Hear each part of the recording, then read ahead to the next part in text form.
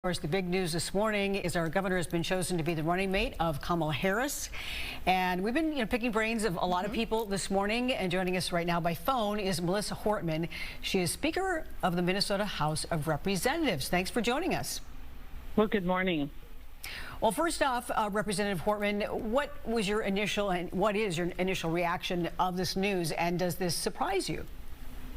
I'm really happy. So I'd say my initial reaction was just joyful. I'm not surprised. When you looked at the pool, it seemed that Governor Walz was in a very good position relative to the other candidates.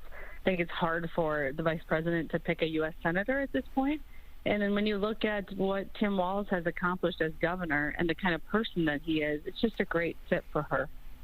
As far as, kind of putting Minnesota on the map, if you will, you hear that term getting thrown around a lot. How do you think this will play come the election and obviously the election cycle and the campaigning as we are now less than 100 days to go until November? What I think people will like the most about Tim Walz on the national stage is that he's a happy and upbeat person, and he sees the best in people and situations. And I think people prefer a positive, upbeat approach, people who smile and laugh leading them, as opposed to people who are kind of snarky and kind of dark.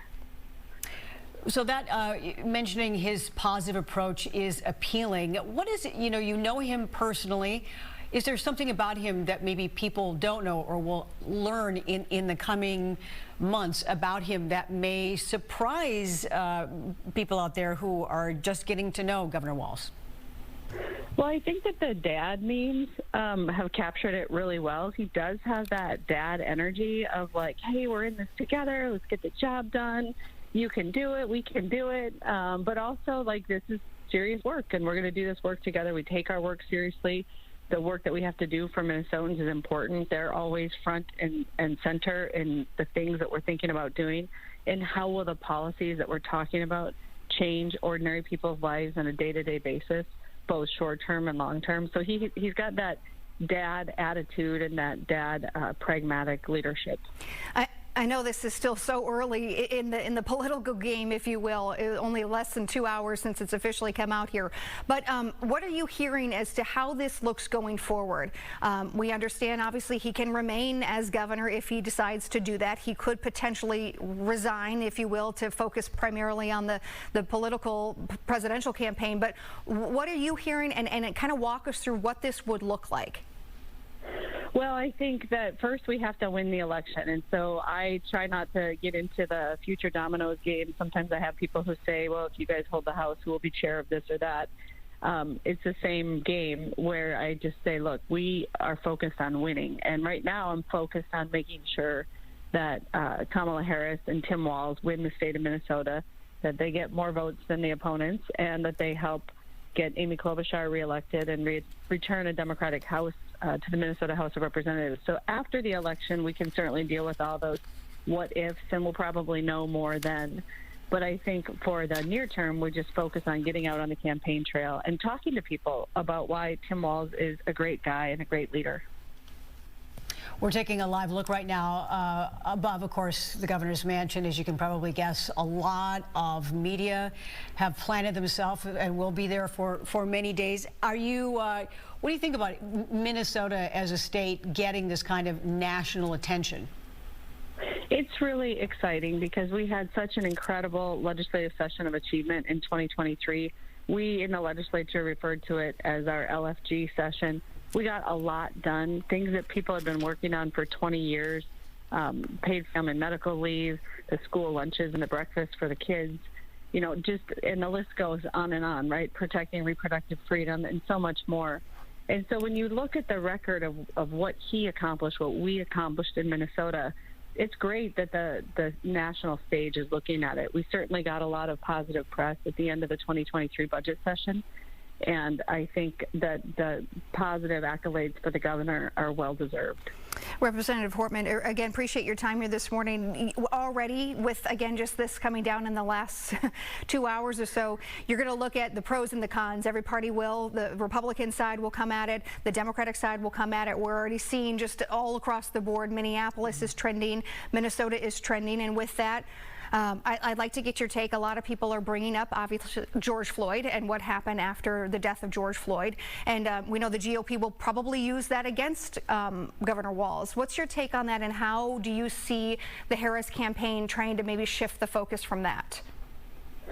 Well, I didn't hear completely all of your question, but I think that you're referring to some of the hard times when Tim Walz has been governor. And I think in the most difficult situation, he has done what Minnesotans would want him to do: take charge and bring order to a difficult situation and move the state forward. So whether it's the civil unrest or COVID-19, certainly very difficult times for the state.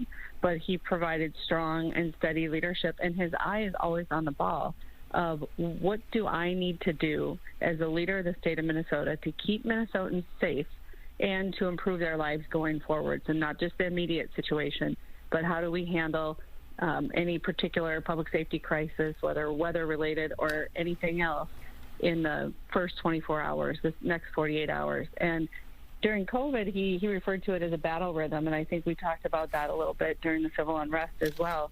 And that's where his 24 years in the National Guard really serve him well as a leader under times of intense stress. Representative Hortman, for people out there who are concerned, well, the governor, we're going to lose our governor, but then Peggy Flanagan will be taking that spot.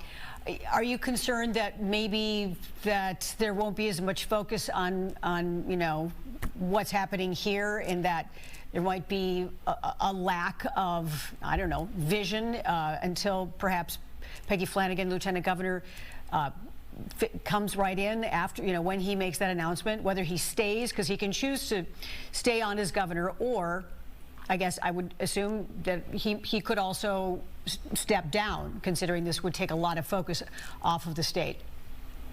Well, I think he's fully capable of being both the governor and the candidate for vice president at the same time. I think the Walz-Flanagan team has been a team. They have both been extraordinary leaders for the state.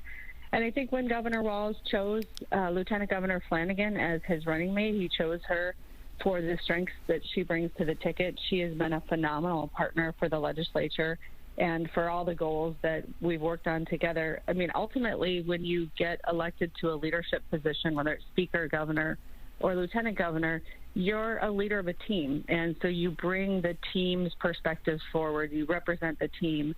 And I think she has done an extraordinary job of that. We served together in the Minnesota House when we were just both podunk state legislators, not either one of us in a leadership role. And she's just a phenomenal advocate for the people she's represented, and she's become a phenomenal advocate for the people of Minnesota.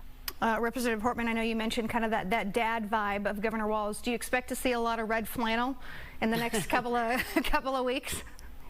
Yeah, it seems like in the near term we'll see T-shirts and jeans. Definitely, we'll probably graduate to buffalo plaid when it gets a little colder. in the fall. Yeah. All right, Representative Hortman, we appreciate your time here on this busy morning for you as well as us here at Fox 9. Thanks for the time. Happy to chat. Thank you.